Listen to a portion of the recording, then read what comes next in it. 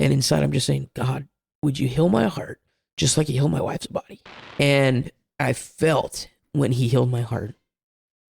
And I felt when he told me, you could trust me. Went to sleep. The next morning I wake up, and that's when it hit me that hatred for that man that had killed my brother was gone. It was almost like a voice that spoke to my heart and said that I didn't need that there was something better. And that immediately, from that point on, I lost the complete desire for drugs. And Walter knew that I had been healed, but I wanted to be sure before I testified of it. And now I get to testify because I'm absolutely sure that God healed me of depression. The other two things were strengthened relationships with my family and with my God. November 3rd was the worst and best day of my life. Hello, everyone. This is Stephen with the Would Somebody Testify podcast. Today I have with me Brother Ronnie and Sister Connie Baker. Welcome. Thank you. Welcome. Thank you. We were glad to be here, buddy. Do you care to tell just a little bit about who you are, your current background, and before we get into the main? Okay. Well, I'll start off with just saying we've been married 57, almost 58 years. We met on a blind date, and 2 months and 1 day later got married, which we do not suggest to young people. But at the same time, God had mercy on us. Neither one were saved at that time, but later got saved. Connie first, and then I got saved about almost 2 years later. And we've been in the ministry for 55 plus years and loving every minute of it. All right, then. So you want to rewind and tell us a little more about, do you want to start with you guys meeting, get together, or do you want to fast forward just a bit into your conversion process? I think fast forward probably. What do you think? Is it okay? Fast forward a little. Talk to me. Well, we wasn't raised the same, so I'll throw that in. Ronnie wasn't holiness, and I was raised holiness. So I was really out of my character and what I was used to by getting saved, and there was no church after that. We just didn't go to church. So that was quite different for me. But then that's when the Lord really got to dealing with me, because I seen another side of life that I had not been used to or had never seen before. And so that's what brought me back to God and to holiness 9 months after we got married. So yeah, that was so different for me because I wasn't raised in holiness.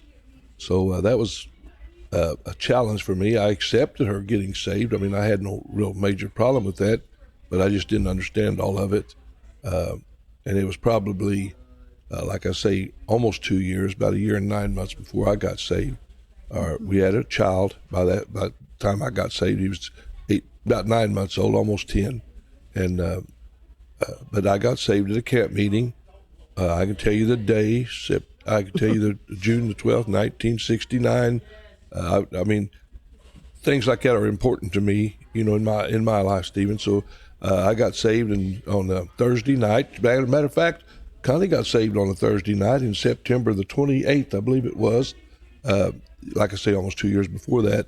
And so we had something in common even in that. But I instantly realized when I got saved that I wanted what her and her brother, Leon Farley, what they had. I wanted that type of life. I started straightening up instantly. I'd done things even the night I got saved, toward that goal of being dedicated to God. And that's been 55 and a half years since I got saved, and I've never been sorry. I was sanctified about a week and a half later over at Stroud, Oklahoma, at a fellowship meeting or homecoming. And then July the 6th, 1969, 3 weeks and 3 days after I got saved, I got the Holy Ghost, baptism of the Holy Ghost, speaking in other tongues as the Spirit of God gave others. Powerful service that night. And then in January, I was 20 when I got saved, so I'm now, I was 21. And in January the 4th, 1970, the Lord called me to preach. It was a Saturday night service at our home church in Kellyville, Oklahoma, and God called me to preach. And that started a life for us, and we've never been sorry that we started that way. The journey hasn't been totally, it's been wonderful, but there have been bumps. I pastored 9 different churches, a short term normally. Matter of fact, I got teased about the short term business. I'd take a church that was in trouble. That was really my ministry, was what I'd call a healing ministry. I preached forgiveness to the churches. I normally took a church that was split or in trouble. I don't mean split, but in the sanctuary split, not 2 different buildings. But I would go and preach healing and try to get the 2 sides to get along. And when I felt like there was unity in the church, then I was through. I felt like God was releasing me, and I would go to another church or start traveling, maybe preaching. I never call myself an evangelist, never have, even though I do a lot of evangelizing. I never call myself one because my ministry was preaching or pastoring troubled people and helping people. And so short term, matter of fact, it got to the point when I finally took Richmond, Indiana. I had pastored as low as 7 months in one church. I pastored, most of them was 2 years or 4 years, 2, 3, 4 years. But when I took Richmond, Indiana, my last church that I pastored, which was back in 2004, I was there 15 years. And they still tease me later. After I left, one of my buddies said, I knew he wouldn't stay. So I don't think it matters how long, if you get a name for leaving quick, but the Lord's helped us. And Sister Connie, I'm going to let her tell a little bit about this right here. But Sister Connie, the Lord uses her, and we never discuss our ministry as far as the service. Not that I'm trying to hide anything, but I want her to do what she feels in a service. I want her to minister in song or in testimony without feeling like she has to go along with what my message is going to be. So we don't discuss what I'm going to preach. I don't ask her what she's going to sing. Sometimes it'll come up in our conversations, but it's not a discussion. She has her own ministry.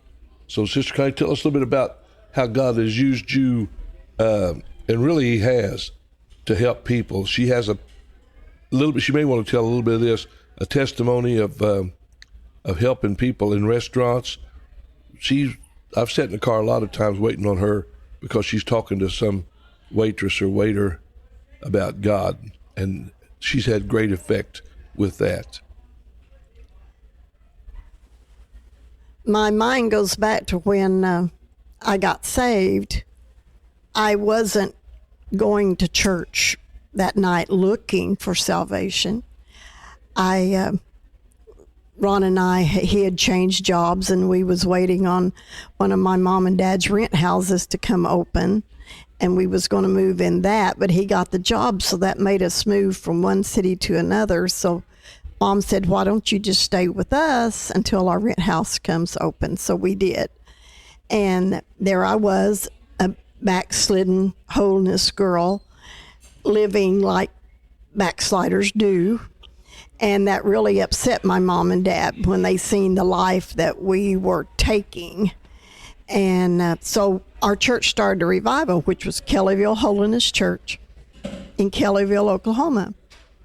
And so every night Mom would ask me, are you going to church tonight? No. And, next night, Connie, are you going to church tonight? No. So by Thursday night, I was getting really aggravated with all of that. So I thought, well, I'll go tonight and I'll dress in my way that I know will embarrass my mom. And all of this now embarrasses me, but it had a big hand in how it formed my life after that. So I come out of my room looking really bad, and Mom didn't say a word. Had she said something, I probably wouldn't have went, but she didn't. She acted like I looked like any holiness girl, So we went to church, and as I sat there that night, the Spirit of the Lord got a hold of my heart. and he let me feel the love that only he can show. And he made me realize that I did not want to live out my life the way Ron and I were living. So I just got up on my own and went to the altar, and the Lord saved me, sanctified me, and filled me with the Holy Ghost that night. I went home a changed person, completely. My mind, my heart, my desires, everything was changed. So when Ron, he was working nights, he come in from work, and I met him at the door, as I always did when he come in about 12 o'clock from work, and he kissed me, and instantly he said, "What happened to you?" He knew there had been a difference.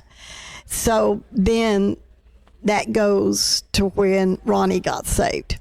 So I attended church by myself, went with my folks a lot, and some nights that was pretty rough because Ronnie thought I should stay home with him instead of going to church. So a year and 9 months, like he said, after he got saved, then our lives took another drastic, big change. But we both went to church together. Our lives cleaned up. Our marriage had been a little bit rocky before that. Everything smoothed out, and I thought, now this is wonderful, but I don't want him to be a preacher. I did. My brother Leon Farley was a preacher, and I traveled with them at sometimes, and I knew what the ministry life was like. And there was a lot of things about it I liked, but there was a lot of things about it I didn't like. So we worked. I thought, now this will be great. We'll work in our home church. So we both taught classes. I sung all of the altar services. We helped our pastor and his wife, and we was very faithful. Ronnie became youth leader and then the youth leader of our district. And I thought, Lord, you're just setting us in our role for life. We will work right here in our home church. We'll have a good family life, at home, and him hold down a job and then work in our church too. Well, then on January, like he said, he got called to preach. If I may interject, Okay. do I have this right that it was September to January? So what was that, 4 months? September till the next June when I got saved.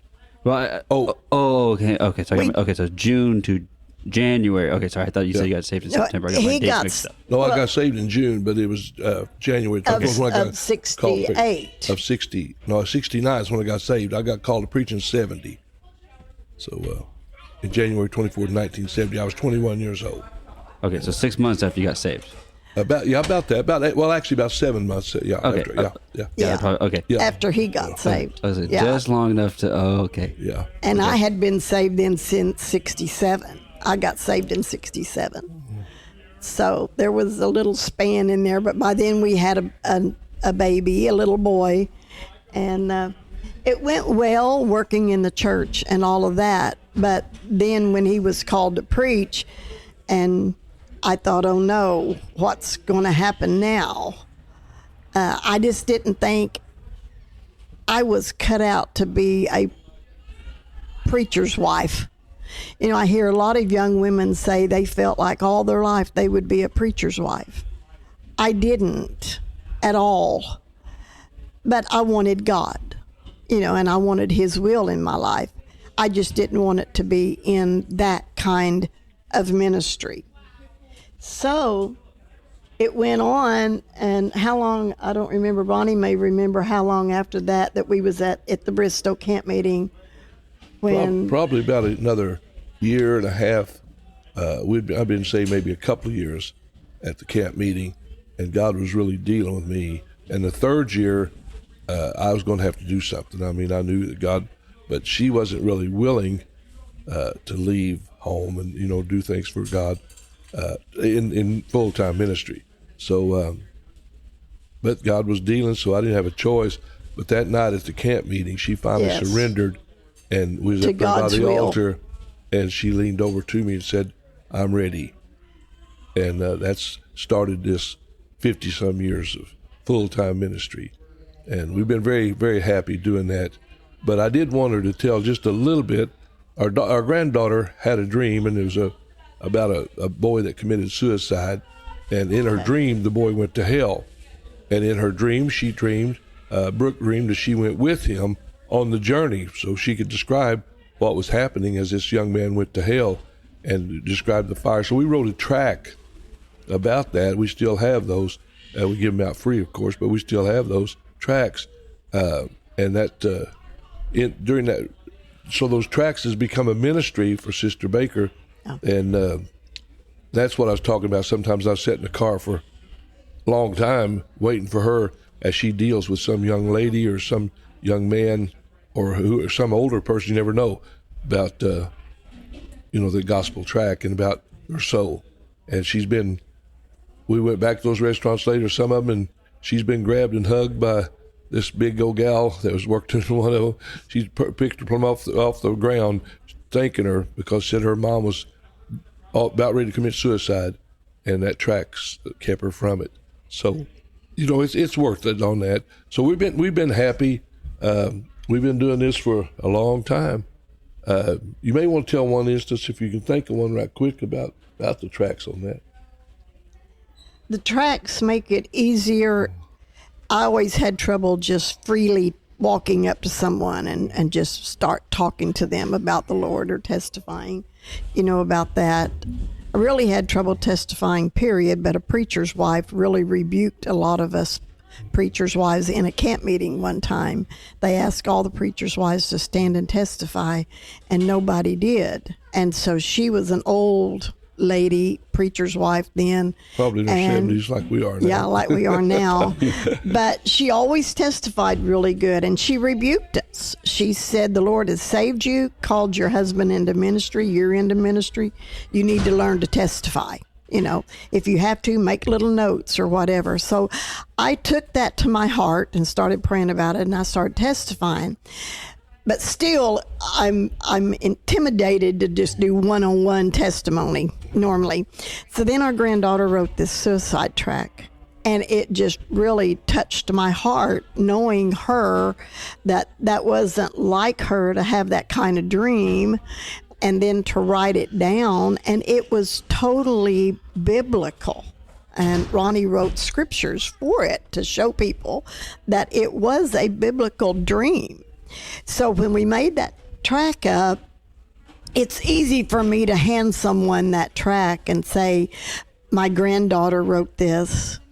I don't know if you need it or not, but if you don't need it, read it and pass it on to someone else, because I know as high of a rate as suicide is, you probably have a friend that could use it. So I started doing that. I leave them everywhere I go. I leave them in filling station bathrooms when we're on the road. I leave it in the little convenience stores. You can just walk by and lay it on a shelf. And I always pray, say, God, let the person that needs this pick it up, and started doing that. So one night in Steak Shake, they was 4 teenagers came in and sat down at a table, and I told Ronnie, I've got to talk to them.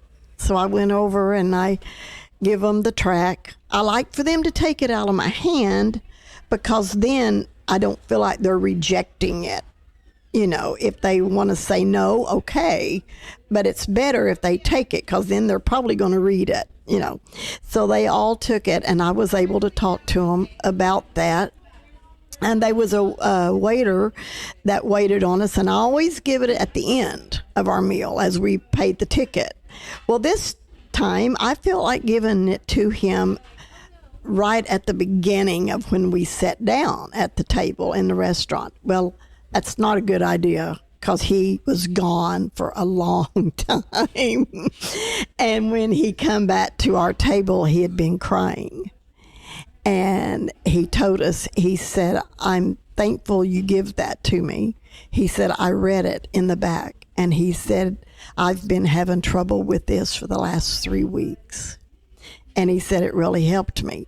Well, when I started seeing how it was helping people, I really felt like that was my ministry. So the tracks have been mine. We've made, I think, 5 different printings now. And every time it's come time to make a printing, I've had the money in hand that people has donated to me for the tracts. And so every time they've been paid for when we've made a new printing.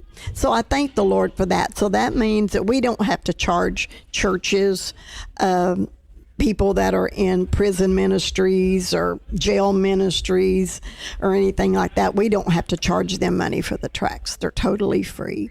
We've sent over 1,000 with Brother Martin to Alaska.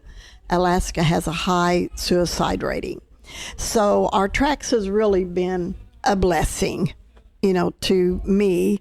And like Ronnie said, that woman at that restaurant just really, it was odd because when we walked in the second time, a pastor had taken us there on Wednesday, and then on Friday another pastor took us back to the same restaurant.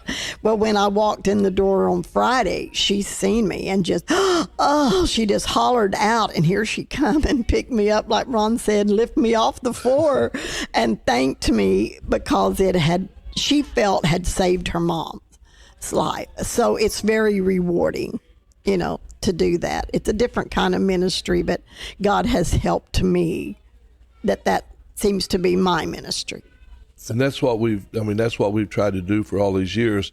I'm not trying to copy anybody, or I don't try to get more meetings than some other preacher. I don't try to book revivals. I'm 76 years old. I don't try to book revivals. I'm not out to try to outpreach or outrun or do anything else, anybody else. But we have our ministry, our style, and God has helped us and God has used us, and I thank Him for that. We'll quit here in a minute, but I want to just say one thing here about ministry. I learned this when I was young, and this could help pastors. It could help evangelists, but it could help pastors especially. You have to remember that you're helping people or trying to help people, and you cannot let their problems begin to weight you down until you can't do your ministry. It has to remain, whatever happens, it has to remain their problem. You can help as long as you want to, but you have to remember it's their problem. It does not become your problem. If I stop beside the road and somebody has a flat tire, and I'm going to help them fix it, I'm helping them. But if I get tied up with that until that becomes my flat tire too, I've got a problem. I need to remember my car's okay. All 4 tires are up. I can leave any time. And as long as we remember that, we can stay and help longer. But when we feel like a preacher's preaching sometimes, if we feel like we're stuck and we don't have a choice but today, then we become a problem ourselves. So ministry, I have to remember I'm here to help people. I'm here to preach to people. I want to pray with them.